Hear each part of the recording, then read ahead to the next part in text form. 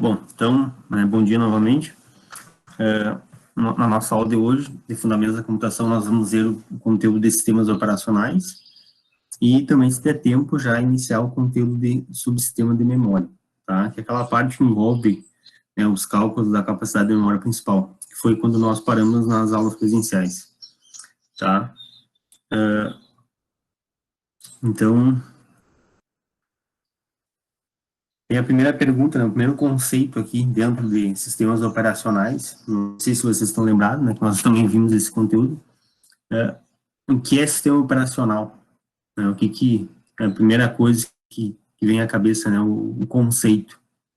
Tá? Então, basicamente, sistema operacional vai ser... Só um pouquinho que eu vou liberar para alguém que está entrando aqui. Sistema operacional vai ser, então, uma camada de software, colocada entre o hardware e as aplicações que vão executar tarefas para os usuários. Lembra daquela figurinha que depois nós vamos ver? Facilita bastante a visualização desse conceito aqui. Tá? Então, basicamente, o conceito que mais formal seria isso. Além disso, pessoal, também aqui entra a parte das responsabilidades, o que o sistema operacional é responsável, o que ele faz. Tá? Então, o sistema operacional vai ser responsável por basicamente todo o gerenciamento do hardware, do nosso computador, da máquina. Aqui, pessoal, quando a gente fala de gerenciamento, tá, do hardware e também dos próprios aplicativos, dos próprios programas, o sistema operacional vai ter essa responsabilidade de dizer, um processo, por quanto tempo esse processo pode utilizar o processador e também, como é que vai ser feito todo esse escalonamento das tarefas, tá? Isso, claro, a gente não vai aprofundar aqui, porque é mais para ter uma noção, tá? Mas isso tem algoritmos responsáveis pelo escalonamento das tarefas, que quem for depois fazer uma graduação vai ver na disciplina de sistemas operacionais, uma disciplina específica, toda essa parte bem mais aprofundada, tá? Do que aqui nessa disciplina, tá? Então, aqui tem um outro conceito importante também, que é um processo. O processo é um programa de execução. Então, tudo que nós estamos executando no computador agora, que vocês estão executando aí, é um processo, tá? Inclusive, vocês podem, visualizar também, todos esses processos indo lá no gerenciador de tarefas, quem está no Windows. Também é papel do sistema operacional dizer, qual aplicação, então, vai utilizar os recursos e também ali, como eu já tinha comentado, por quanto tempo, através do escalonamento aí dos processos, entre o processador, tá? Então, tem a figurinha que eu comentei agora há pouco, que facilita o entendimento. Então, aqui na parte de baixo, nós temos a parte física, o hardware, os equipamentos. No meio temos, então, o sistema operacional, que é uma camada de software colocada entre o hardware, que são os equipamentos, e as aplicações utilizadas pelos usuários. Tá? Então, basicamente, é bem aquilo que nós vimos agora há pouco aqui numa figura. Tá? Então, o texto e aqui a parte da figura fica fácil de enxergar. Então, aqui, o sistema operacional está em cima do hardware, em cima do nosso equipamento físico. E em cima do sistema operacional nós temos as nossas aplicações, um exemplo clássico aí, o pacote Office, por exemplo, tá? E também todos os outros programas que vocês estão usando aí agora, tá? O browser, o navegador também, que nós estamos usando para fazer aqui a nossa aula síncrona. E todas essas aplicações, todos esses programas utilizados pelo usuário, tá? Então, as tarefas do dia a dia que o usuário utiliza, tá? Então, com essa figura nós conseguimos identificar bem, o conceito aqui do sistema operacional. Continuando ainda aqui, dentro do conceito de sistema operacional, Então, o sistema operacional vai ser uma coleção de programas que vai inicializar o hardware do computador, como nós vimos agora há pouco, toda a parte física. De nada adiantaria nós termos só a parte física do computador se nós não pudéssemos utilizar, ter o sistema em cima para poder utilizar no nosso dia a dia. A gente vai ficar só com um monte de placa, não vai fazer nada. Então, fornece rotinas básicas para controle também dos dispositivos, né, aqui os dispositivos, né, os periféricos de entrada e saída, que nós vimos na última aula, estão lembrados. Fornece também gerência, todo o gerenciamento, né, dos recursos, escalonamento das tarefas, que eu comentei agora há pouco, também e a própria interação. E mantém a integridade desse sistema, tá? Então, a integridade do sistema. Aqui já entra a parte da segurança, né, da segurança da informação também aqui, na própria segurança do sistema operacional. Continuando ainda a parte do conceito, então, como nós vimos naquela figura, né, o próprio sistema operacional, então, ó, fica entre os aplicativos executados e o hardware, né, que são os equipamentos físicos, usando... Professor, tem bastante gente que não tá conseguindo entrar. Não estou conseguindo entrar na... Não, agora estão entrando, mas tinha bastante gente no grupo reclamando que não tava conseguindo entrar direito.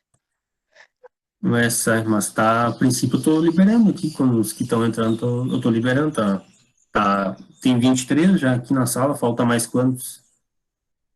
Quais que não conseguiram ainda?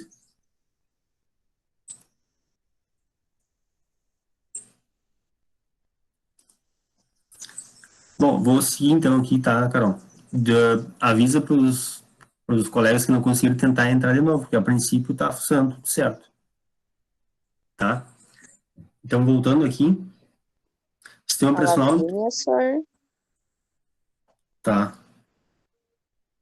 Só Lavínia? A Lavínia, deixa eu ver. Não, a Manu conseguiu, eu acho. A Manu conseguiu. A Alice já conseguiu? Será que não é problema na internet deles ali? Porque aqui tá pegando, né? Tá, todos conseguiram aqui entrar. A Tem Alice também 23. não entrou ainda, sir. Tá, mas espera ela experimentar, de repente eles trocar o navegador, tentar em outro navegador. De repente pode estar com problema de conexão, ou até mesmo algum plugin do navegador, tá bloqueado. Tá. Seguindo aqui então, tá? Então, como eu tinha mostrado para vocês naquela figurinha, né, o sistema operacional é uma camada de software, né, colocada entre o hardware, né, que são os equipamentos, e as aplicações utilizadas pelo usuário, né. E além disso, pessoal, né, para que todos esses equipamentos, né, possam se comunicar, né, com o sistema operacional, nós precisamos aqui do driver. Vocês já devem ter escutado falar essa palavra, né? O que é o driver de um hardware, o driver de um periférico, de um dispositivo de entrada e saída? É basicamente um software, né, um firmware, que vai fazer essa conexão nesse meio de campo entre o hardware e o sistema operacional. Então, exemplo aqui, vamos supor que nós estamos instalando aqui uma impressora. Então, para que a impressora possa comunicar com o sistema operacional, precisamos do driver. E aí temos que instalar esse driver da impressora, do modelo da impressora, no sistema operacional. Hoje, atualmente, com o Windows 10, muitos dos drivers já são reconhecidos automaticamente. Tá? Nem precisa, muitas vezes, ali buscar, né, precisar na internet, ou antigamente ainda havia um CD, né, quando nós comprávamos, né, esses periféricos, né, seja uma impressora, um mouse, enfim, um teclado. Teclado não, mas o mouse até vinha. O que mais? Nós instalávamos um scanner também, né? Ou ali uma multifuncional, que seria o 3 em 1. Então, sempre precisava ter um driverzinho, né? Geralmente vinha um CDzinho. Agora, com o Windows 10, por ser um sistema mais robusto, mais atualizado, muitas vezes já estava por conta, que a gente chama de plug and play, tá? Mas é preciso ter esse firmware, esse software, para fazer o meio de campo entre o sistema operacional e esse dispositivo periférico, para que eles possam, né, conversar entre si, senão não tem como, tá? Então, isso é o driver. Então, aqui tem um exemplo que eu comentei, então, ó, quando o aplicativo deseja imprimir algo, ele entrega essa tarefa ao sistema operacional. O sistema operacional envia as instruções para a impressora, usando os drivers da impressora, que nós, né, instalamos aqui, para enviar os sinais corretos, tá? E aí realizar a impressão, tá? Então, agora vamos entrar na parte aqui das principais funções aqui do sistema operacional. Vimos ali a parte mais conceitual do que é um sistema operacional, né, a figura para ilustrar, e agora aqui as funções principais do sistema operacional. Basicamente são duas, tá? Que é a facilidade de acesso aos recursos do sistema, então que a gente chama de abstração de recursos, e o compartilhamento de recursos de forma organizada e protegida, que a gente chama de gerência de recursos. Tá? Então, a abstração é, basicamente, né, eu como aqui um programador, um desenvolvedor, não precisar me preocupar tanto com questões de baixo nível, preocupar mais com questões de alto nível. Tá? E a gerência de recursos é toda essa parte, né, de proteção, né, dos recursos, né, para que recursos precisem de autorização e do um superusuário, no caso aqui do Windows, né, do administrador, não sejam alterados, né, até mesmo ali, excluídos, enfim, sem, né, uma permissão de administrador ou então de superusuário no Windows, né, e esses recursos são recursos que estão internos, né, dentro do kernel do sistema operacional, né, do núcleo. Então, toda a questão de proteção aí para nós como usuários, até mesmo, né, para proteção aí de códigos maliciosos, tentar barrar ao máximo, né, ou mitigar ao máximo aí esse tipo de alteração, tá? Então, de forma resumida, tudo que nós falamos anteriormente, a principal função aqui do sistema operacional seria controlar, né, o funcionamento do computador como um todo, tá? Atuando aqui, então, como um gerente, né, do sistema, tá? Então, tudo vai ser responsabilidade do sistema operacional. Depois nós vamos ver também algumas das funções do sistema operacional, mas, basicamente, todo o controle do hardware, dos aplicativos, é tarefa do sistema operacional, tá? Então, é ele que faz tudo. Então, olha a complexidade que é para criar, né, desenvolver um sistema operacional. Então, é algo assim que envolve muito conhecimento, né, de todos esses detalhes, né, internos do sistema operacional para poder chegar a fazer um sistema operacional. Por isso que geralmente são equipes muito grandes, né, para desenvolver um sistema operacional. Aqui tem uma outra figurinha, né, então, além daquela, ó, então, de novo aqui, ó, sistema operacional, com uma camada de software colocada entre o hardware, né, são os nossos periféricos, aqui tem memória, né, o processador, impressora, monitor, fita, discos, né? Então, lembrando que impressor é dispositivo de saída, o monitor também dispositivo de saída. No HD, né, o periférico aqui, né, o dispositivo de entrada e saída que nós vimos. E aqui temos os usuários, né, que utilizam, então, né, o sistema operacional, né, para realizarem suas tarefas. Inclusive, em cima do sistema operacional temos, né, as nossas aplicações, né, instaladas, né. Então, aqui tem usuários, ó, programadores, analistas, são usuários especialistas, né? Aliás, são profissionais especialistas, né? Que são usuários do dia a dia, que só quem mexe no sistema, que quem faz, de fato, né? Desenvolve novas aplicações. E os programas, né? Sistemas de aplicativos aqui utilizados, tá? Então, aqui uma outra visão do sistema operacional, uma outra ilustração. Tipos de sistema operacional, tá? Então, aqui temos vários tipos, né? Vamos ver alguns deles, né? Algumas características aí de alguns sistemas operacionais, tá? Principalmente os que são mais clássicos, digamos assim, aí dentro da literatura, tá? Então, basicamente aqui temos o sistema operacional em lote, tá? O sistema operacional de tempo compartilhado, né? Time share, sistema operacional distribuído, sistema operacional de rede e o sistema operacional de tempo real. Tá? Eu vou comentar, tá? Não detalhei aqui a fundo, até porque não é necessário, mas eu vou comentar um pouquinho de cada um deles, o que cada um deles faz, pelo menos de uma forma bastante resumida, Tá? Então, o primeiro aqui, que é o sistema operacional em lote, não sei se vocês estão lembrados, nós vimos lá nos slides, eu comentei nos slides de histórico da computação, que eram aqueles sistemas operacionais antigos, né, usados em mainframes, aqueles grandes computadores que até hoje ainda existem. Estou lembrado lá até coloquei exemplos de mainframes da IBM, o modelo IBM System 360, lá da terceira geração de computadores, a geração dos circuitos integrados. Então, eram realizados, né, eram sistemas que, por que vem o nome em lote, ou muitas vezes também chamado em bash, tá? Porque o processamento ele era feito, né, com um conjunto de tarefas, então, não era tarefa por tarefa, então, se tinha uma quantidade de tarefas, né, ali grande, e que era colocada, então, para processar num determinado horário, num determinado período do dia, tá? O próximo sistema operacional, então, de tempo compartilhado, né, o time share. Então, basicamente, aqui, esse sistema ele vai compartilhar os tempos de execução, tá, entre os diversos processos que vão estar, né, utilizando aí, né, o processador, tá? Então, o processador vai fazer, né, vai ser responsável por fazer esse escalonamento, enfim, das tarefas, né, dos processos que estão, né, executando, tá?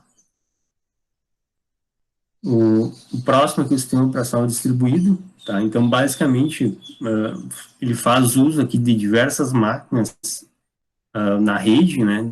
Então, utilizando aqui diversas máquinas de modo simultâneo. Por que distribuído? Justamente por isso, porque é algo descentralizado e não centralizado. Então, tem várias máquinas rodando na minha rede, né? Aqui numa rede, né, pense em uma rede grande, né? O sistema operacional de rede, então, esse aqui é o sistema que vai permitir controlar, né, e gerenciar estações, né, aqui máquinas, a partir de uma rede, né, seja uma rede interna ou até mesmo a partir de uma rede externa. E aí temos alguns exemplos, né, o Windows Server da Microsoft e o Linux Server.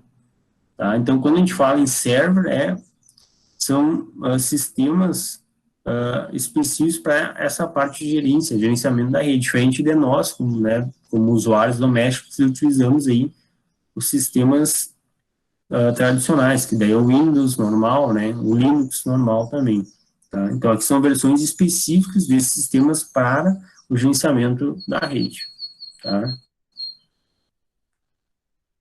E o último aqui, o sistema operacional de tempo real, né, ou também, muitas vezes aí também chamado aí de RTOS, né, do inglês, né, que vem, né, Real Time Operation System, tá? Então, basicamente, são sistemas, né, utilizados para aplicações específicas, tá? Aplicações que necessitam de respostas instantâneas em tempo real. Aqui, quando a gente fala em respostas instantâneas, é para eventos extremamente críticos, tá? Então, por exemplo, poderia citar como exemplo, como alguns eventos críticos, né? Sistemas de controle em aeronaves, sistemas de airbag, por exemplo, num carro, né? Sistema de controle aqui de usina nuclear ou até mesmo termonuclear. Tá? Então, são sistemas bastante críticos, tá? Que exigem uma resposta extremamente rápida.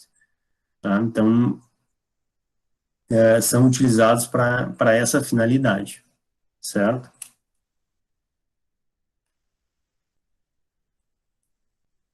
Aqui temos, então, como se fosse um gráfico de pizza, né, para ilustrar algumas funções do sistema operacional. Então, aqui, nessa parte interna, nós temos o núcleo, né, que a gente chama aqui de kernel, né, do sistema operacional.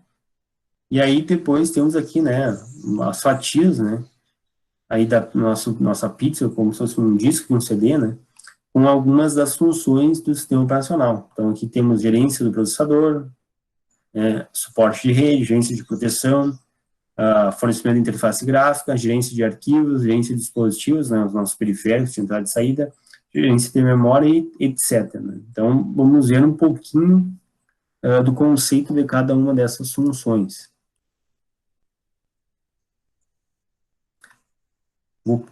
Aqui só mais, de novo aqui, essa parte mais conceitual, antes de nós entrarmos, de fato, nas funções, né? Basicamente, a gente já comentou, então vou pular, tá? Vou direto agora para as funções específicas. Tá? Então, aqui, o gerenciamento de recursos do hardware. Né? Então, qual que é aqui a função, né? Então, aqui, basicamente, né, o sistema operacional vai criar essas abstrações, né, como a gente comentou agora há pouco, né, esses drivers, para que os desenvolvedores, né, os programadores não necessitem, né, ter o conhecimento dessa questão de baixo nível, tá? Se preocupem mais com as questões das aplicações. O que eu quero dizer com isso? Questões de alto nível, tá? Então, por exemplo, aqui, vamos supor aqui que eu esteja fazendo aqui desenvolvendo aqui um driver, tá? Então, aqui um driver para a placa de vídeo. Eu não vou precisar me ater, digamos assim, me preocupar com questões de como é que vai ser lá, né, toda a parte do comportamento lá das entradas, enfim, das chamadas lá desse driver trabalhando com um hardware específico lá para uma máquina. Então, isso não precisa. Eu preciso me preocupar com a programação em alto nível. O resto, quem vai ter a responsabilidade de fazer toda essa integração vai ser o sistema operacional. Tá? Então, para os programadores facilitou muito, né, a vida nesse sentido aí. Essa parte do gerenciamento aí dos recursos do hardware. Uma outra função é o gerenciamento do processador. Tá? Então, aqui o sistema operacional, ele vai ser responsável por criar uma ilusão, né, de que vários programas estão sendo executados ao mesmo tempo. De fato, eles não estão. Tá? Para dar a impressão que quando a gente está com várias coisas, né, várias tarefas aí abertas, parece que tudo está sendo executado ao mesmo tempo. Na verdade, não. Na verdade, ele vai determinar, né, uma fatia de tempo aqui, né, um pedaço de tempo para cada processo poder ser executado. Aí, para nós, a impressão que está tudo sendo feito ao mesmo tempo. Claro que hoje, né, até então, quando nós tínhamos, né, sistemas com um único processador, não poderia ser feito, né, várias tarefas ao mesmo tempo. A gente tinha a impressão que era, mas de fato não era. Mas hoje, com sistemas aí multiprocessadores, com vários processadores, realmente o sistema daí já executa vários programas de fato mesmo, ao mesmo tempo, tá? Então, em paralelo, tá? Até então, nós não tínhamos todo esse poder aí de processamento. Tínhamos apenas um processador e aí ele dava essa ilusão para nós, né, para o usuário final. Hoje é possível porque temos mais do que um processador, temos, né, os nossos multicores, certo? E aqui, além disso, tá, nessa questão do gerenciamento do processador, então, o sistema operacional vai fornecer também uma forma padronizada, né, para que os processos possam realizar, então, a comunicação através dessa alocação de tempo, né, que o processador vai determinar para cada processo. Certo? A próxima função do sistema operacional aqui é o gerenciamento de memória. Tá? Então, basicamente, aqui o sistema operacional vai ser responsável, né, por gerenciar toda a distribuição de memória entre os diferentes processos que estão sendo executados naquele momento. Então, lembre, né, que nós comentamos, né, também sobre a memória RAM, que a memória RAM, então, quando nós ligamos o computador, né, tudo que nós estamos executando vai para a memória RAM. E aí temos o conjunto, né, processador memória RAM, que um fica sempre, né, trabalhando em conjunto com o outro.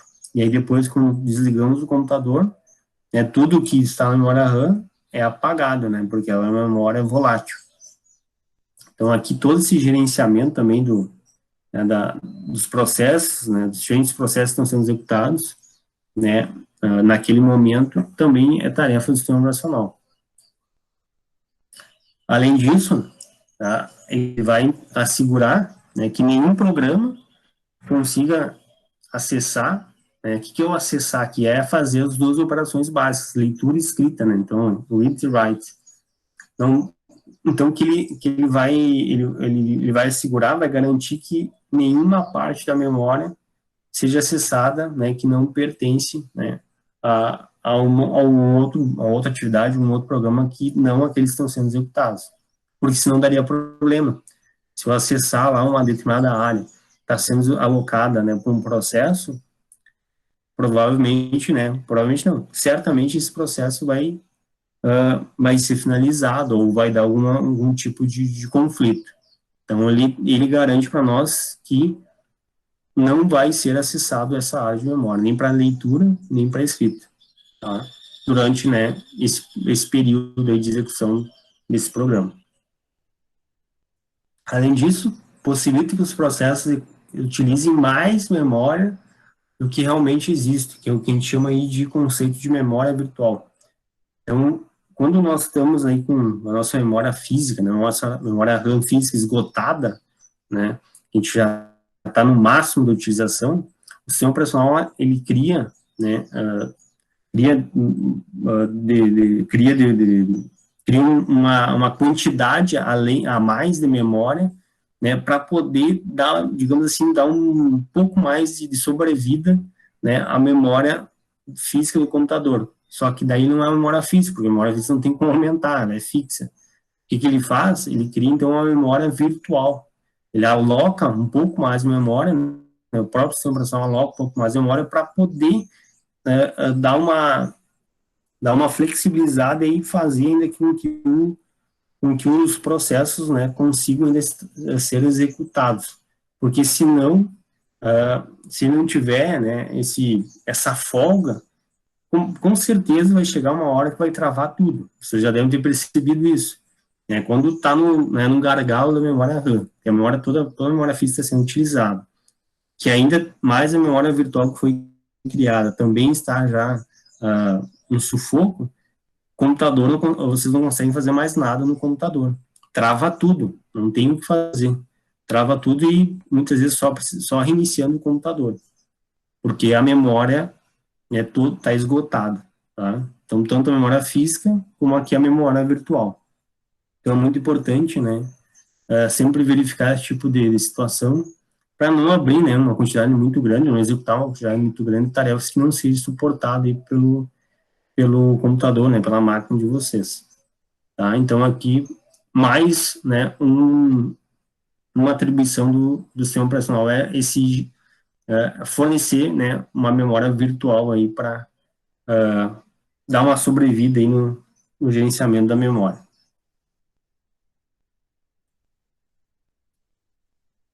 A próxima tarefa do sistema operacional é o fornecimento aqui de interface gráfica, né? Então, o gerenciamento, né, melhor dizendo, da interface gráfica, né?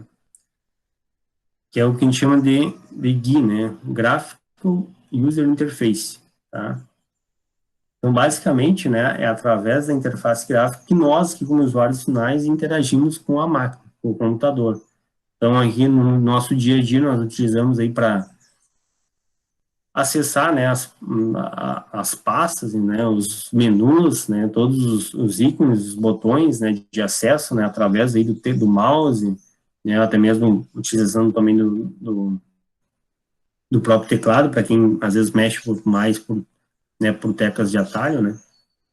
Então, toda essa parte de interface gráfica que nós utilizamos no dia a dia também faz parte, né, também é uma atribuição, né, do sistema operacional.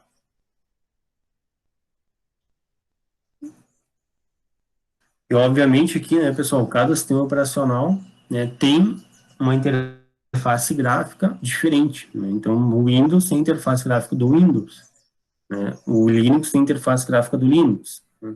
O Mac, o Apple, né, o macOS tem interface gráfica deles. Então, não é igual para todos. Então, cada um tem as suas especificidades, tá? Basicamente, né, basicamente tudo que é exibido, né, na nossa tela, tá? que nós utilizamos aí no dia a dia, tá? É uma combinação dessa parte gráfica com a parte textual, tá? Então, se nós, imagina se nós não tivesse aí, né, antigamente não tinha, né, o mouse, nós vimos lá na parte de história da computação, do primeiro computador que foi usado com mouse, seria muito mais complicado de usar. Não impossível, mas o que facilita o mouse é o mouse ou o mousepad, né, no caso aqui do notebook, né? Então seria algo extremamente mais trabalhoso, mais oneroso no dia a dia. Então toda essa parte de interface gráfica facilitou muito, né, a vida do usuário. Lembre lá que o primeiro sistema operacional que nós vimos era o MS-DOS da Microsoft, né? Era só a linha de texto, né? Não tinha nada de interface gráfica. Depois veio lá com o Apple, né? Com o Macintosh. E até hoje, né? Até hoje estão, né, os sistemas operacionais, todos eles, né? Claro, sistemas operacionais voltados para os usuários, né? Os usuários domésticos têm uma interface gráfica. Já para quem trabalha mais com a parte de servidor, muitas vezes não é necessário instalar a interface gráfica. Então, instalam apenas ali a linha de comando, tá? Mas aí é porque são finalidades diferentes, né? Então, os sistemas operacionais modernos, né, que são os que nós temos hoje em dia, são projetados, né, para serem aqui fáceis de usar, né? Então, aqui ter uma grande, a gente chama de grande usabilidade, né? Uma boa interface gráfica, né, que o usuário aprenda a mexer em pouco tempo, né? E, basicamente, né, a maioria dos seus princípios aqui vão ser os mesmos, embora, como eu comentei, né, há pouco, cada sistema operacional tem uma interface diferente, uma interface gráfica diferente, mas, né, o grosso é o mesmo, né? As janelas vai ter lá o menu para minimizar, maximizar, fechar, né? Então, todos ali vão ter os mesmos princípios, né? De um lado tal, do lado direito vai mostrar as pastas, do lado esquerdo vai mostrar a árvore de diretórios, que é quando nós abrimos, por exemplo, aqui o Windows Explorer, né? No Windows, tá? Ou lá no Linux também, se vocês observar, quando abrimos a pasta lá do menu principal, tá? Então, essas coisas, assim, não mudam muito, né? Que vai mudar algumas especificidades, coisinhas, né, ali, coisas mais, ah, por exemplo, um botão, ali o botão, por exemplo, do menu iniciar aqui, por exemplo, para desligar a máquina no Windows é aqui no lado esquerdo, né, bem na parte de baixo, do lado esquerdo, para no menu iniciar. Já lá no Linux, por exemplo, se você já mexeu no Linux, é bem no superior direito, para vocês desligarem a máquina. Então, essas coisinhas, né, às vezes vai mudar, mas no geral, né, o grosso, né, toda a parte de funcionamento vai ser a mesma, né, o princípio vai ser o mesmo.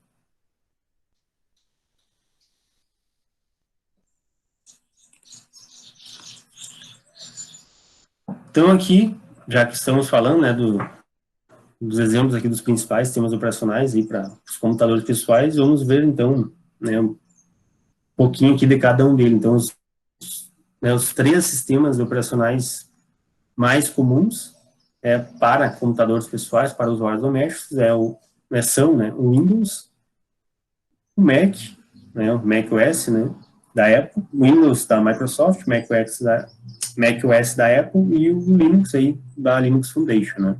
Então aqui tem os símbolos deles, né. Aqui o Windows mudou um pouquinho agora o símbolo, mas o tradicional era esse, né. Então o Apple aqui é a maçãzinha, né, mordida, e o Linux o pinguim. Então eu botei algumas telinhas para vocês só para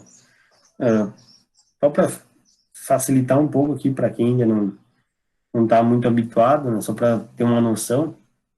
Então, aqui o último sistema da Microsoft, né, o nosso Windows 10, que é o que nós estamos aí no momento. Antes, né, para quem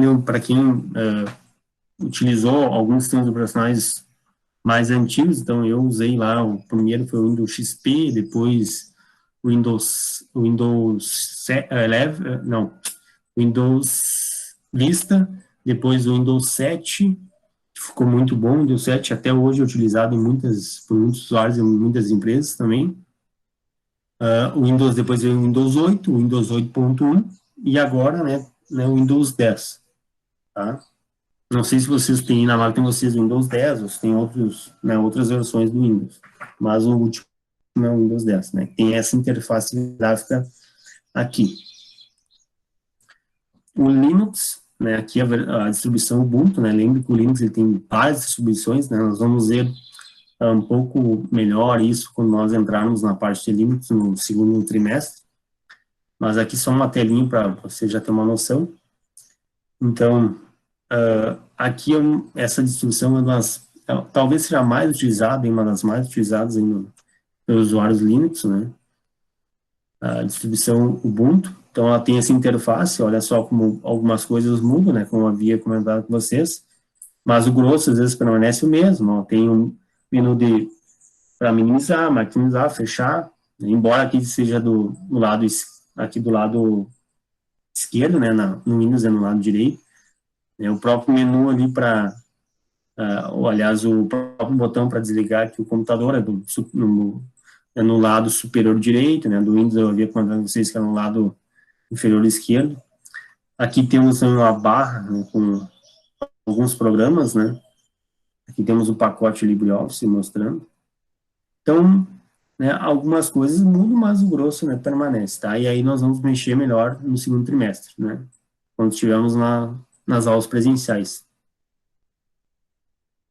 O outro aqui é o macOS da Apple, né? Então aqui um sistema bem robusto também, né? Sistema que dificilmente trava, né? Então, claro que tem que ter um hardware bom também para rodar, né? O macOS, mas é um sistema também bem limpo, bem agradável, né?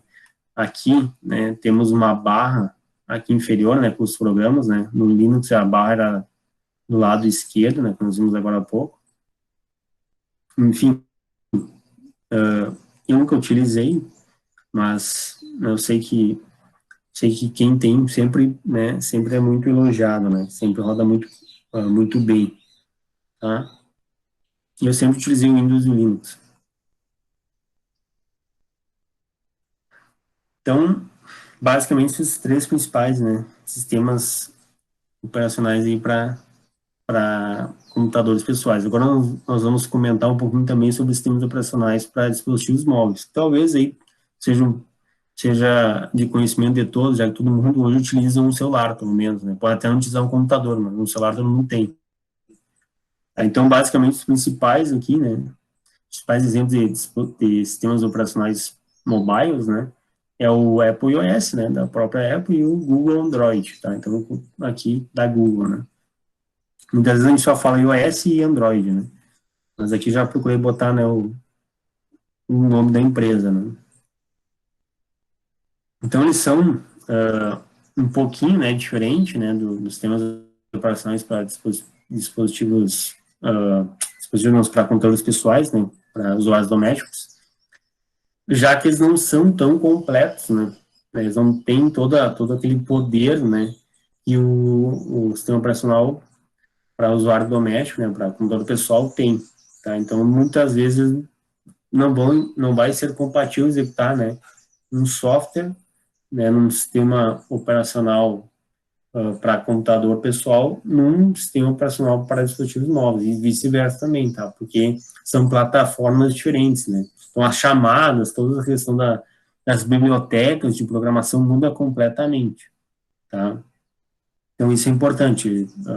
Não adianta vocês tentarem instalar um aplicativo, um aplicativo que vocês instalaram num dispositivo móvel, né? E tentar depois no computador pessoal. Não vai funcionar, certo?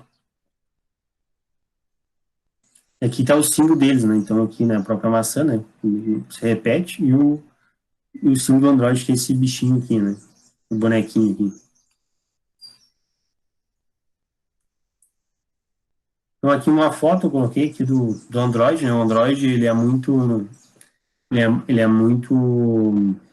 utilizado nos smartphones da Samsung, né? De outras marcas também, mas principalmente da Samsung, né? Todos vêm com Android. Então, aqui tem uma interface, uma figura mostrando mais ou menos a interface, né, do Android, né. Aqui temos um Android instalado aqui num tablet da Samsung, tá? Então, antes ali era num smartphone, aqui num tablet, tá? Aqui temos também o sistema Android numa Smart TV, né, que seria as nossas TVs inteligentes, hoje tem acesso à internet, né? Então, muitas vêm com o sistema Android, embora muitos possam achar que é só o que o Android é só utilizado no smartphone, mas na verdade é utilizado, né, também em outros periféricos, né, em outros equipamentos.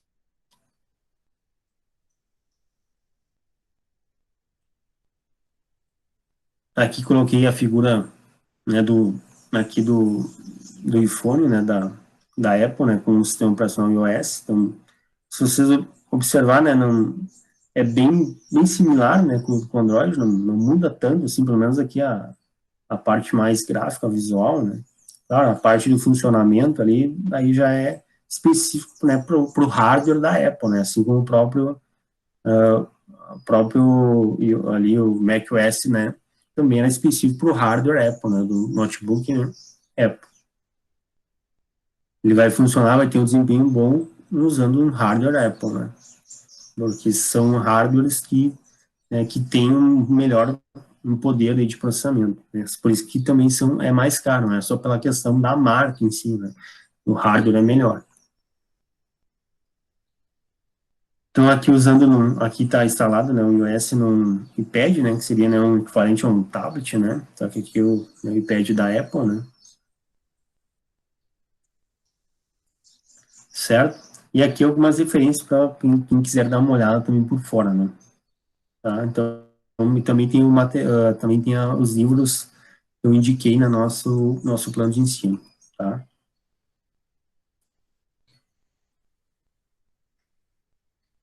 Certo? Alguém tem uma dúvida sobre essa parte de sistemas operacionais?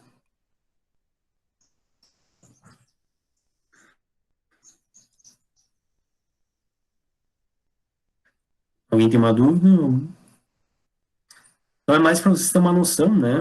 Aqui aqui a disciplina ela pega um pouquinho de cada área, né? A gente vê um pouquinho de cada coisa, mas numa graduação vocês vão ver, né? Bem mais aprofundado. Então, era mais para você ter um conceito, né, do sistema operacional, ter ali algumas funções que o sistema operacional é responsável, né, e também mostrar alguns exemplos aqui dos sistemas operacionais, né, pessoais e também sistemas operacionais móveis, né, mobile, certo? Então vamos continuar aqui, né, vamos ver o próximo conteúdo, então, tá?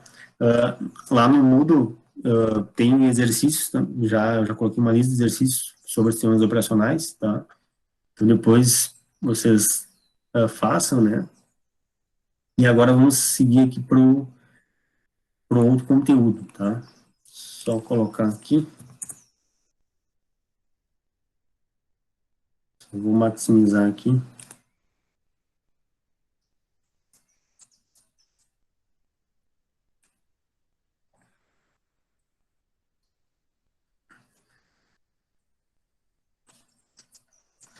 Tá, então, no conteúdo aqui, nos slides e subsistemas de memória, né, tem um sumário, mais ou menos, do que nós vamos ver. Então, aqui, a parte de subsistema, introdução, hierarquia de memória, né, lembra aquela pirâmide que nós já tínhamos visto, né? Então, na pirâmide, nós temos lá na base da pirâmide, né? Aliás, na base, no topo da pirâmide, né, os registradores, depois vem descendo memória cache, memória principal, até chegar na base, né, que é a memória secundária, auxiliar. Depois aqui nós vamos ver também a memória principal, né, a organização da memória principal, considerações sobre a organização da memória principal, operações com a memória principal e capacidade da memória principal, né. Nossa memória, são da memória aqui, RAM, que seria a memória de leitura e escrita, tá. Então aqui a introdução, né, então basicamente, né, o subsistema de memória vai ser responsável por guardar as informações. O que são as informações? Podem ser, né, instruções e dados de um programa, né? Então, aqui, as instruções, né, poderia ser aqui, né, uma instrução para mover, né, um dado, né, enfim, para fazer uma soma, sei lá, uma subtração, enfim. E aí os dados são os valores, né? O que tem, né, em termos de conteúdo para poder, né, ser realizada aquela instrução que está sendo solicitada. Então, ele vai guardar essas informações e também recuperar quando desejado, através da operação de escrita e leitura. Então, a escrita write, leitura reads, né? Então, basicamente, são essas duas operações aqui que ele faz, né? Então, quando eu quero escrever, eu vou lá e escrevo na memória, e quando eu quero buscar, eu vou lá e leio da memória. Aqui tem uma figurinha, né, mostrando essa comunicação entre o conjunto processador e memória principal. Então, aqui temos toda essa caixa aqui, o nosso processador, né? E aqui temos, né, memória principal, tá, colocada aqui. Então, aqui a nossa caixa processador, aqui é a memória principal. Dentro do processador temos aqui, né, a unidade lógica aritmética, é responsável por fazer, então, né, toda a parte dos nossos processamentos aqui e nossos cálculos, né, matemáticos, né. Então, aqui, quando a gente fala de lógica aritmética, então é responsável ali pela parte dos cálculos e também da parte lógica, né, uma aplicação lógica, né, um AND, um OR, né, um NOT, e o aritmético, como o próprio nome está falando, né, as operações, né, soma, subtração, divisão, multiplicação, enfim, todas essas operações aí. E aí temos também, né, os nossos registradores. Temos aqui o registrador de dados de memória, o registrador de endereço de memória, a unidade de controle, e temos também aqui o registrador do tipo acumulador.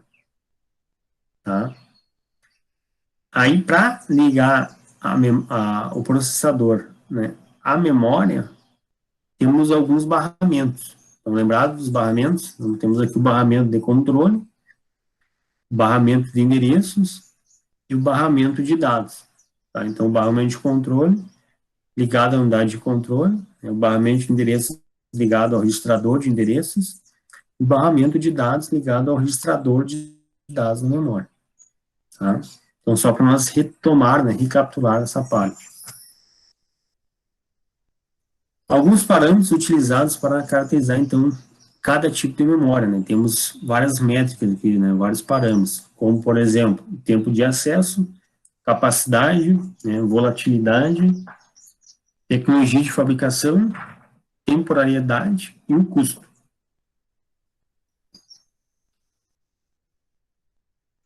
Agora vamos entrar aqui na parte da hierarquia, né? Que é aquela pirâmide que eu havia comentado com vocês, né? Então, aqui,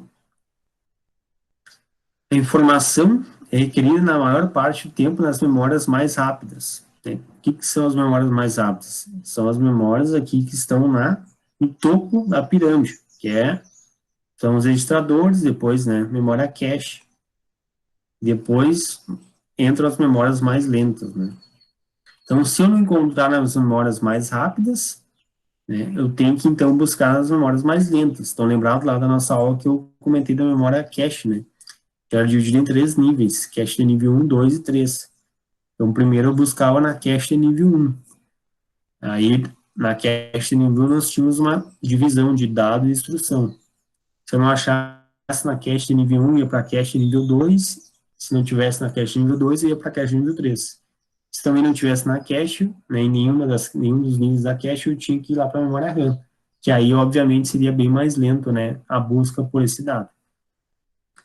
Então, essa representação da pirâmide, ela mostra bem isso, né? Então, aqui, ó, na parte do topo, nós temos alto custo, porque esse tipo de memória é caro, temos uma alta velocidade, porque são rápidas, mas, porém, temos uma baixa capacidade de armazenamento. Nós armazenamos uma quantidade bem pequena aí de memória. À medida que nós vamos, né, baixando, né, então, saindo do topo, indo aqui para a base, nós temos um baixo custo, porque as memórias aí são mais baratas, Temos uma baixa velocidade, porque as memórias são mais lentas, né, que nós vimos, e, porém, entretanto, temos uma alta capacidade de armazenamento, que aí temos aqui bem na base memória secundária, ou também aí chamar de memória de caráter permanente, ou ainda memória de massa, né, ou ainda memória auxiliar, tá? E aí, quais são os exemplos dessa memória aqui que nós vimos na aula passada, comentei? Estão lembrados? Quem é que tá lembrado aí?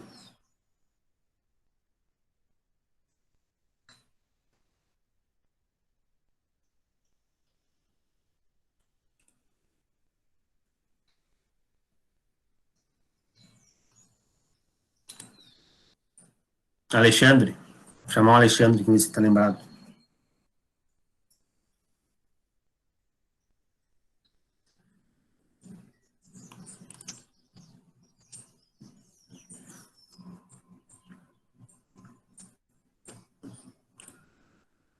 Estão aí ou não estão?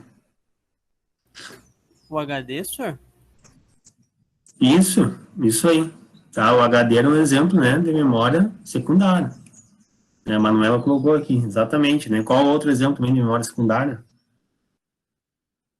Nós vimos o SSD, né? Tecnologia nova, né? Outro tipo, né? Um HD era o mecânico, né? Magnético, o SSD agora eletrônico. Qual mais?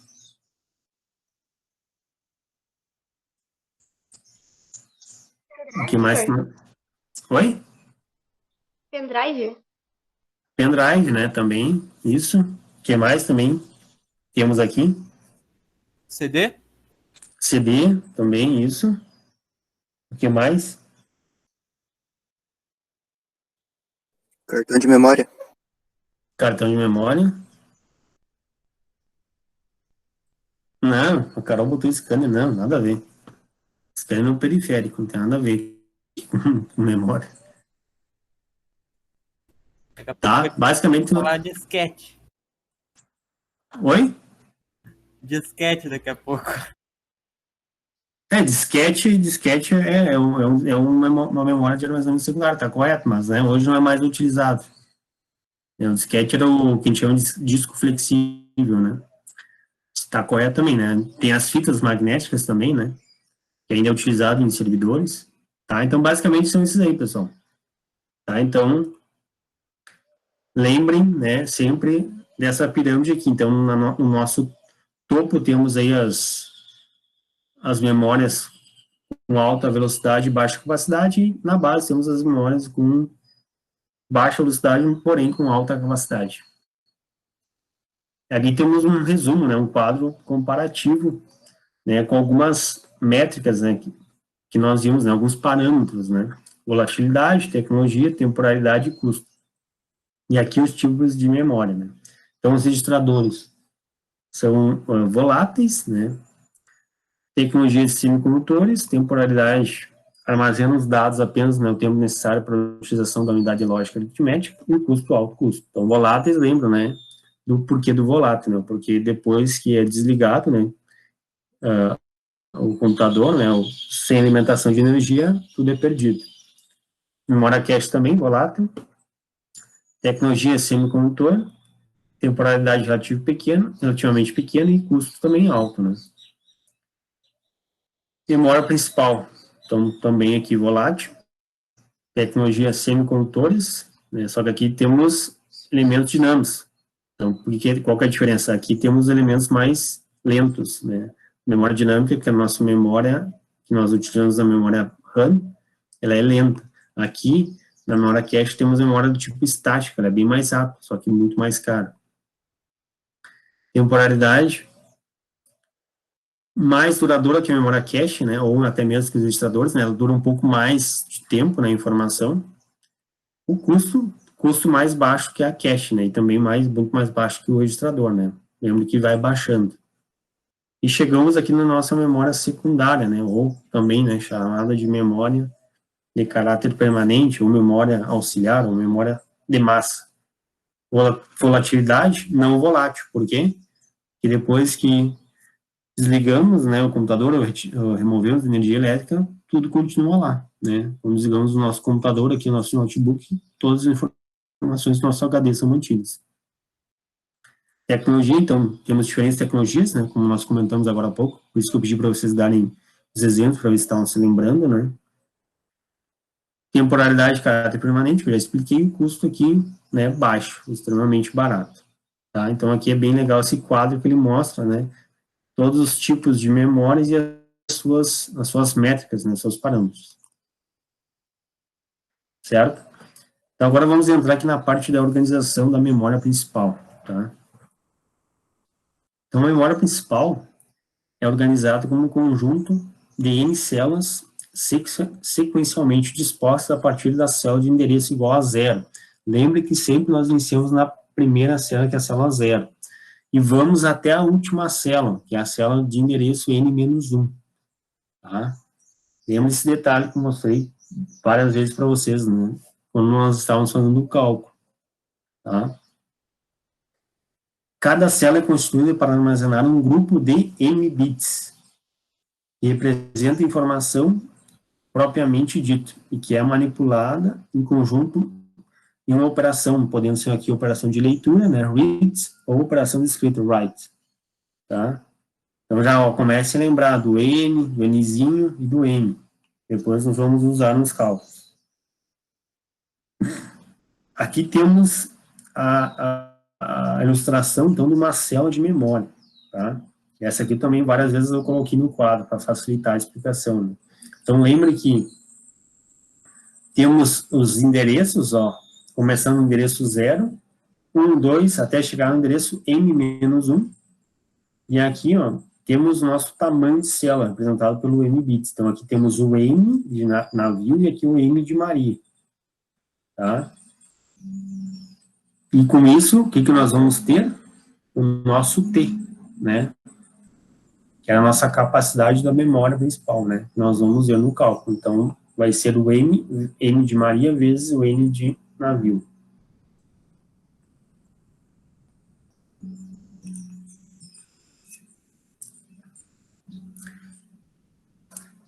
Seguindo aqui, pessoal, com alguns exemplos de memória municipal, então aqui a quantidade de bits de uma célula, né, que é o nosso valor de M, contendo M bits, permite o armazenamento de 2 na M combinações de valores. Tá? Geralmente aqui, pessoal, o padrão de mercado é células com tamanho de 8 bits, tá? Que é esse exemplo aqui, ó, o exemplo da letra C. Mas também temos outros padrões, tá? Podemos ter 16 bits, exemplo da letra B, ou aqui, de repente, também é 12 bits, exemplo da letra A. Tá? O padrão, geralmente, de mercado é 8 bits, que é o exemplo aqui da memória principal 3. Tá? Então, essa figura está ilustrando que temos, né, alguns exemplos de memória principal com a mesma quantidade de células, né, 256, ó, observe que começa, ó, todas começam no endereço 0, e vai até o endereço 255, né, que obviamente temos aí, então, de 0 a 255, 256 células, porém, né, com uma largura de célula diferente, né, com nosso M diferente, tá?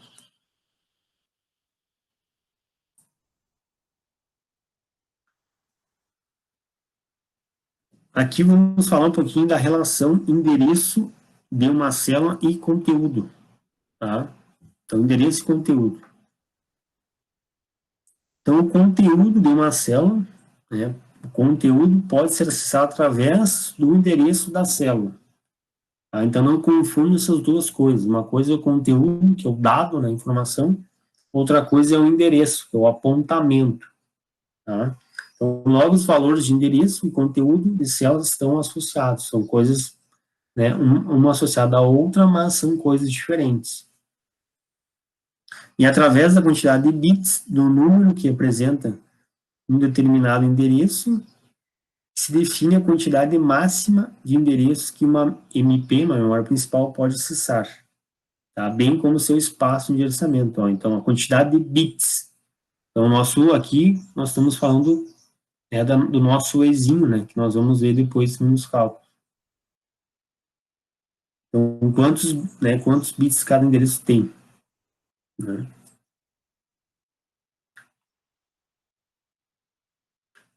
Aqui temos outro exemplo, né? Agora mostrando exemplos de memória principal com a mesma largura de célula, né? Então, aqui todos com a mesma quantidade, ó, seria o nosso N. Vamos pensar aqui que todos tivessem 8 bits, né? Ou então 16, ou então 12, enfim. Mas vamos usar 8, né? Que é o padrão do mercado. Porém, agora com quantidade de célula diferente, um número de célula diferente, ó.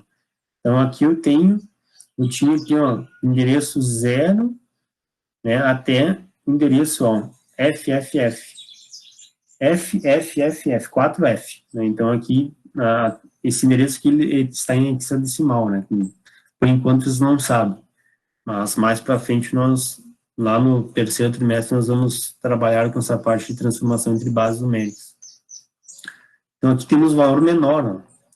Aqui temos já um valor maior. Então, agora temos aqui 6 bits, ó, começando do endereço 0 até o endereço FFFFFF, 6F. Tá? Então, é um endereço maior. Tá? Pense como se aqui fosse de, sei lá, de 0 a... deixa eu só mostrar para vocês aqui, ó, na calculadora. E daí vocês já sabem também como é que faz aí para começar a aprender isso aqui. Tá? Se vocês, né, fossem usar na calculadora, óbvio que vocês vão aprender a fazer na mão, mas na calculadora também, a calculadora científica, a programadora aqui, ó, ela tem essa parte de conversão de bases, tá? Aqui do Windows. Então, se eu colocar aqui, por exemplo, ó, F, F, F, F, tá? Em decimal, isso aqui equivale, ó, a 65.535. Então, é como se eu tivesse aqui de 0 a 65.535 endereços. Então, eu tenho 65.536 endereços na primeira célula, tá? Correto? Na segunda célula de memória, eu tenho do 0 até, vou botar aqui mais 2 Fs, ó, até 16.777.215. Então, é como se eu tivesse aqui 16.777.216 endereços, tá? E a outra ela tem 8 bits, né? Tem 8 Fs, né? Então, eu vou acrescentar mais 2 aqui, ó. É como se eu tivesse aqui, então, do endereço 0 até o endereço 4.294.967.295. Tá? Então, é como se eu tivesse 4.294.967.296 endereços. Tá? Então, por isso que ele está dizendo que a quantidade de células é diferente. Certo? Então, aqui eu tenho o tamanho de célula igual, mas quantidade, né? Uma quantidade de célula diferente. Tá?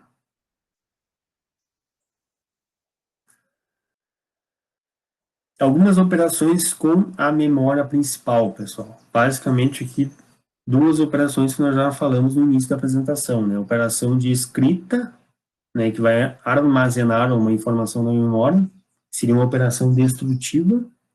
Por que destrutiva? Porque eu estou indo lá na memória escrevendo, como se eu tivesse, vamos fazer uma analogia, rabiscando a memória, né? Digamos assim, né? Indo lá e pegando uma parte da memória e colocando um valor, tá? E a operação de leitura, uma operação de recuperação de alguma informação armazenada. Então, uma operação não destrutiva. Por que não destrutiva? Porque eu não estou indo lá e apagando nada, eu só estou indo lá na memória buscando uma informação. Estou só fazendo uma leitura, tá? Então, pense, né, nessa analogia, quando eu escrevo alguma coisa, né, uma folha que eu rabisquei, ou então só quando eu leio, tá?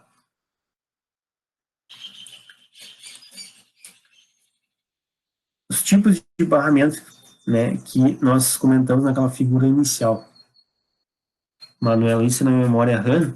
Sim, exatamente. A memória RAM, ela é uma memória de leitura escrita, né, memória aleatória randômica, né, e ela permite duas operações, leitura e escrita. Então, ler, que eu estou buscando na memória, e escrevendo, que eu estou gravando na memória. Lembre que é por um tempo, né, determinado, né? Depois, quando eu desligo a máquina, né, tiro da energia, tudo é apagado. certo?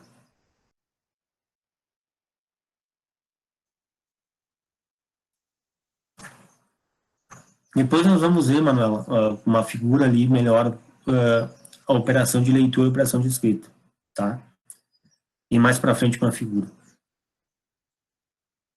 Tipos de barramento, tá? Eu comentei com vocês naquela figura inicial. Então, basicamente, temos 3 barramentos, tá? Barramento de dados, barramento de endereços e barramento de controle, tá? Então, barramento de dados, então, interliga, né, o registrador de dados da memória, a memória principal, para realizar a transferência de informações entre a memória principal e o processador.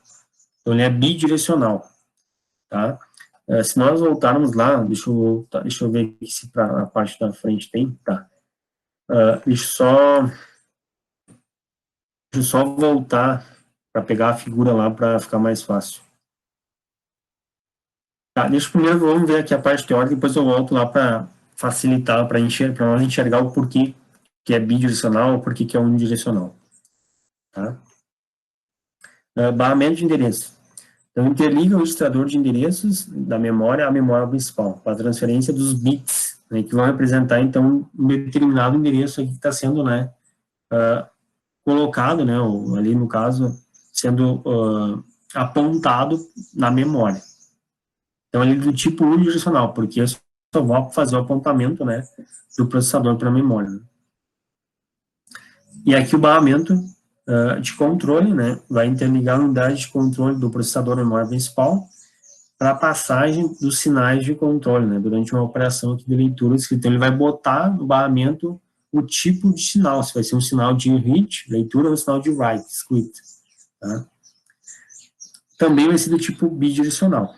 Então, vai apontar dos dois lados, porque quando eu estou lendo, eu estou indo para a memória, quando eu estou escrevendo, eu estou buscando a memória.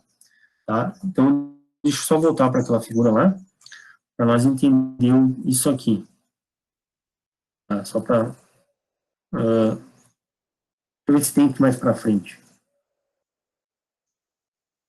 Aqui tem a figura.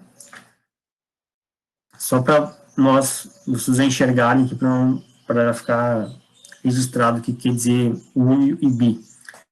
Então, olha só, pessoal. Ó, o barramento de dados, ó, eu só tenho aqui...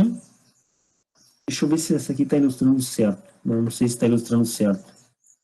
Não, eu acho que é a primeira que ilustra certo.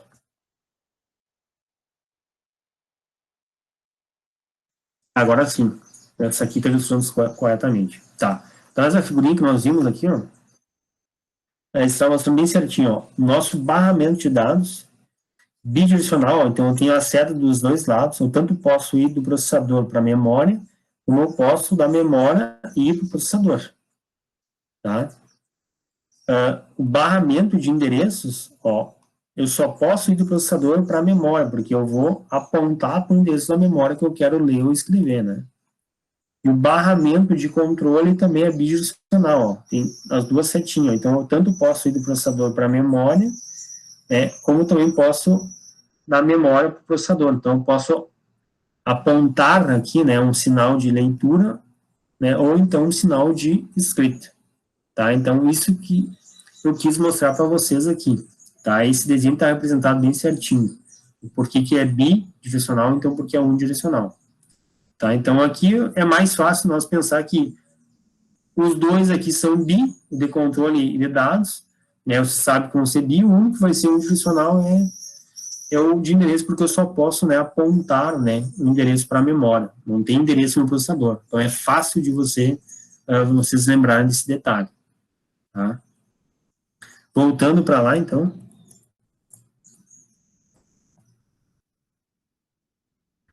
Agora vamos ver, então, os tipos de registradores.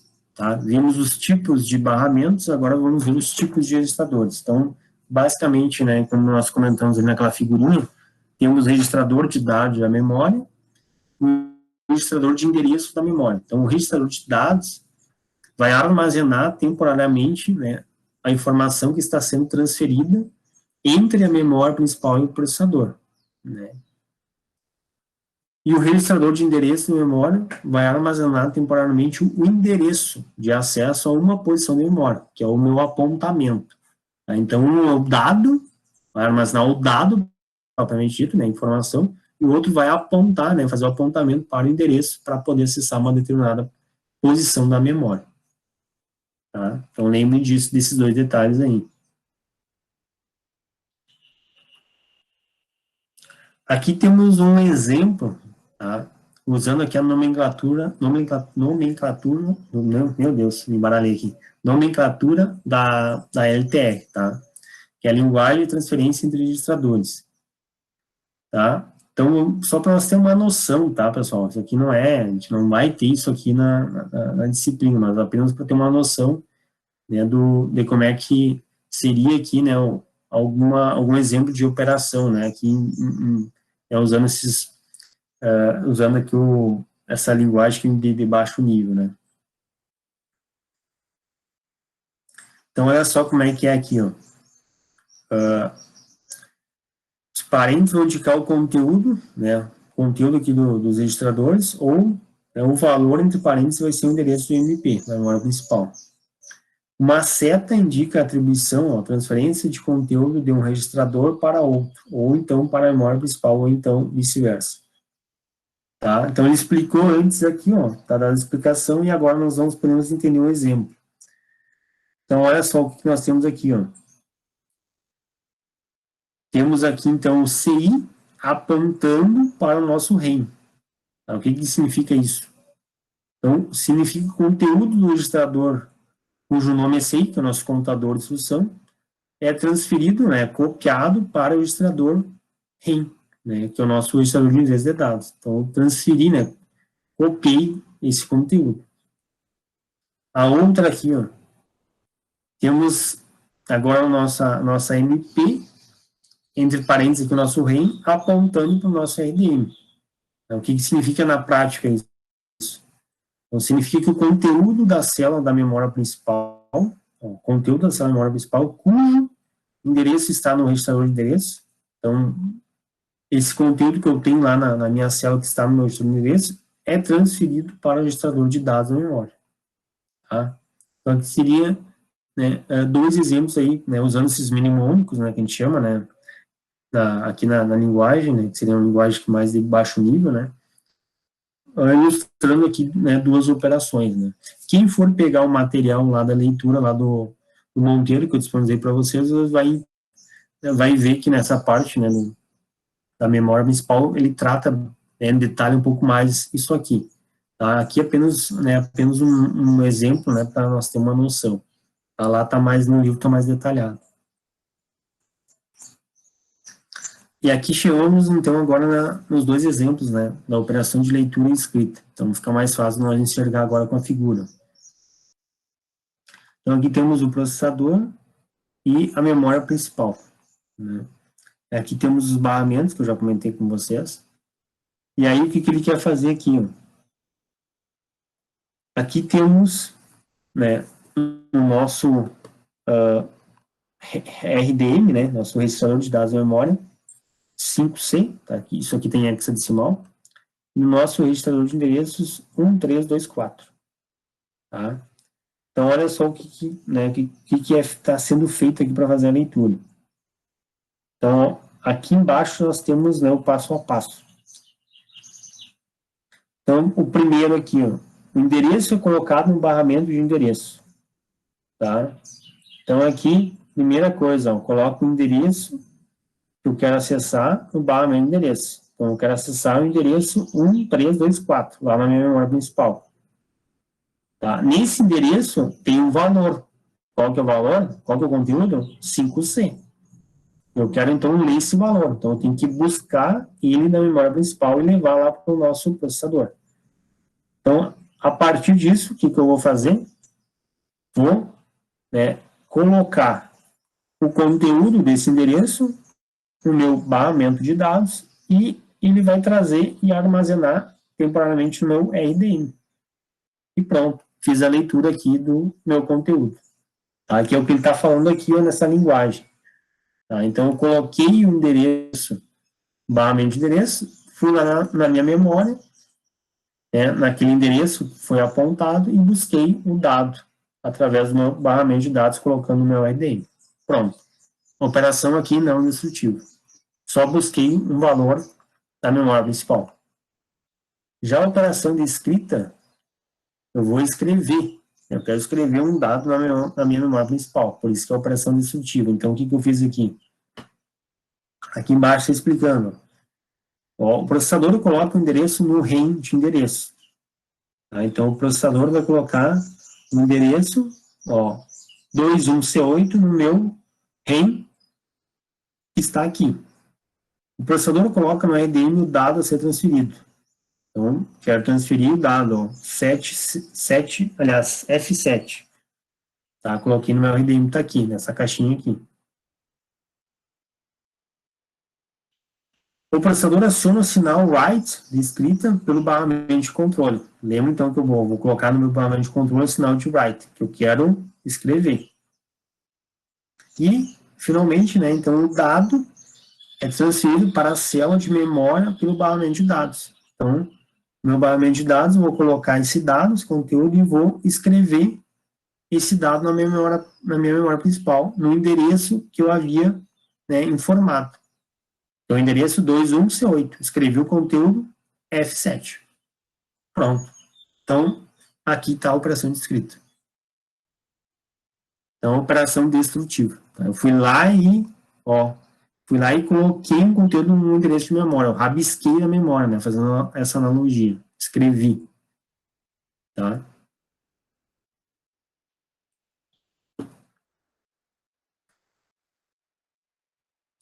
Então, agora entrando mais na parte dos cálculos, né, pessoal? Então, a capacidade da memória principal. Tá? Então, aqui, uma memória principal é um conjunto de N células armazenando um valor de N bits, que nós vimos, né, agora há pouco ali naquela figura. Então, o nosso N vai ser a capacidade de endereçamento da memória, né, através da quantidade de células ou de endereço que essa memória tem. O nosso M, né, vai ser a quantidade de bits que podem ser armazenados em uma célula, né, em um endereço. Tá? Então, temos aí essas duas variáveis, né, para nós acharmos depois o nosso T.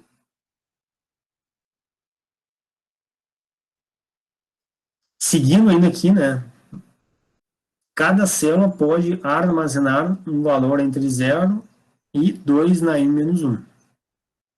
Então, aqui temos exemplo. Ó. Se o nosso M for 8 bits, então quer dizer que temos 256, né? Já que vamos colocar aqui, né? 2 elevado a 8. Então, 256 vai ser, né? Os valores entre 0 e 255. Que em hexadecimal representa 0 e FF. Eu mostrei para vocês ali, né? Pelo menos na calculadora por enquanto. A MP, tendo N endereços, então, agora vamos usar a fórmula, né? N igual a 2 na E, onde E é a quantidade de bits dos números que representam, né, cada um dos endereços daquela célula. Então, se eu tenho o meu N 512, então, fazendo aí a operação, né, matemática, vai ser 512 é igual a 2 na E,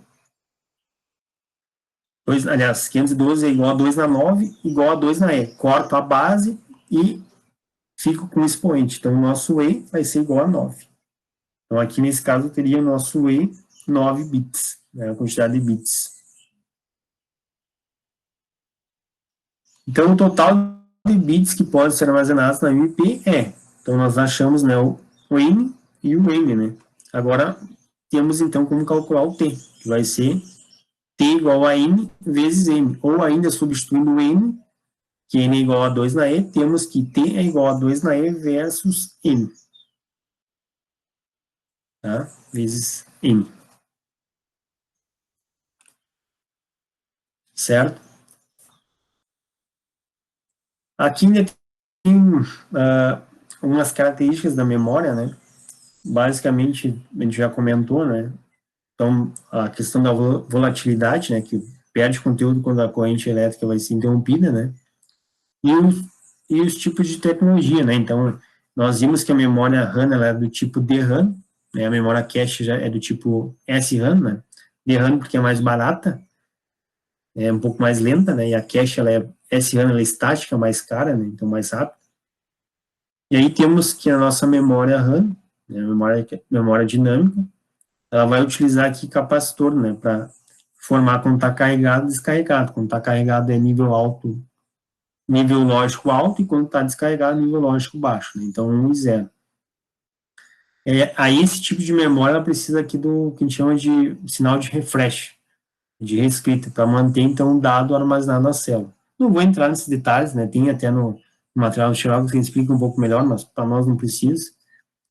E a temporalidade, que também nós já vimos naquele quadro, é temporária, é transitória, né? Temporária. Já que ela fica durante um tempo e depois, né, o conteúdo é apagado. Certo? Aí entramos aqui na parte agora dos exercícios, né, envolvendo aí os cálculos da capacidade da memória principal, tá? Então, basicamente, aqui tem os 3 exercícios. Também tem exercícios que eu já havia mandado para vocês, ainda nas atividades remotas, né, quando ainda não estavam valendo aqui as APNPs. Inclusive, gravei umas videoaulas, coloquei lá no meu canal, tá? Então, assistam, que facilita bastante. Basicamente, né, do conteúdo era isso.